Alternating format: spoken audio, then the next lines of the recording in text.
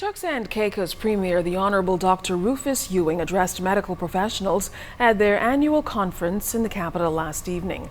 The former chief and deputy medical officer and current health minister and agriculture human services minister revealed his country's blueprint on creating a successful national health insurance plan.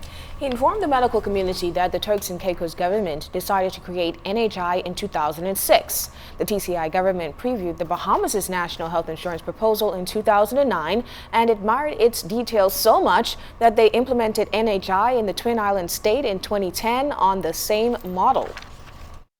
It includes access to both public and private sector facilities in the preferred private provider in a robust drug plan based on an extensive drug formulary, with drugs being provided predominantly by private sector pharmacies. There must be strong and meaningful stakeholder engagement, as this can only help to craft a better plan. But the agenda of those engaged ought not to be to halt the plan, but to modify the plan to the balanced benefit of all stakeholders. Ewing also listed some of the lessons learned from national health insurance in the Turks and Caicos Islands. It is better to start off with a smaller and more restricted benefit package that is affordable to both NHIP and the beneficiaries,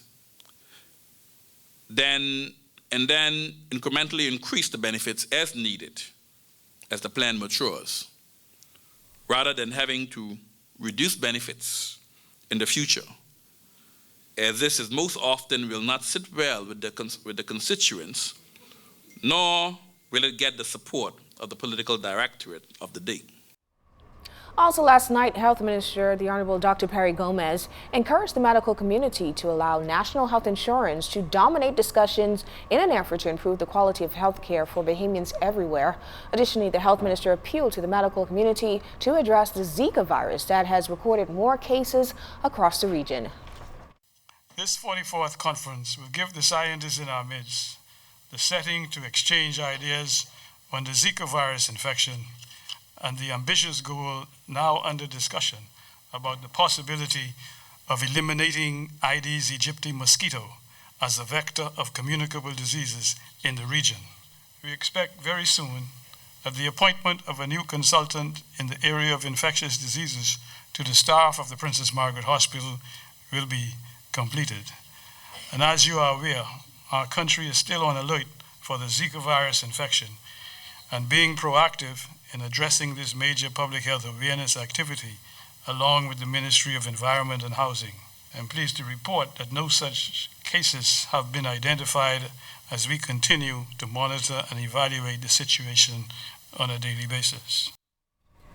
Testimony continued today in the trial of 4 men accused of robbing and killing senior immigration officer Shane Gardner and his friend Tishka Brennan in Andros more than 2 years ago. Daniel Coakley, Zintwarn Duncombe, James Johnson, and Cordero Saunders are accused of kidnapping Gardner and Brennan from their home, robbing Gardner, then killing the couple. During today's proceedings, jurors heard from a prosecution witness who testified via video link. During cross-examination, the witness maintained that she overheard the accused having a conversation about Gardner winning between $8,000 and $9,000. She also maintained that she saw Terrell Mackey driving the Jeep which belonged to Gardner. She also testified that she saw defendant Daniel Coakley driving a vehicle which belonged to the sister of murder victim Tishka Brennan. At the same time, she said she saw the accused Cordero Saunders sitting in the front seat of that vehicle, but she said she could not see who was in the back seat. She also explained that she initially told police that she didn't see or hear anything in relation to the incident because she feared for her life. The trial continues before Justice Indra Charles. Grand Bahama businessman Edward Barrett was granted $20,000 bail with 2 sureties by a Supreme Court judge today.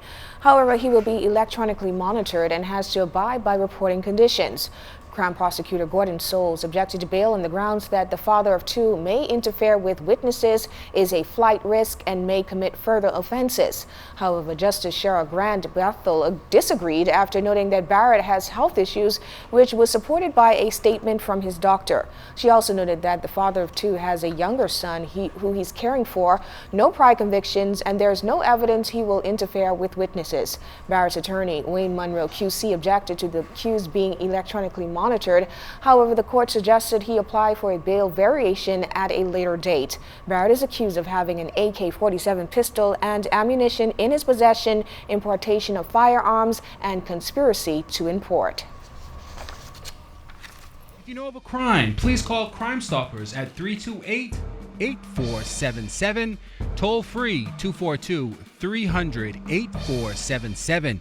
You can also check them out on www.crimestoppersbahamas.com.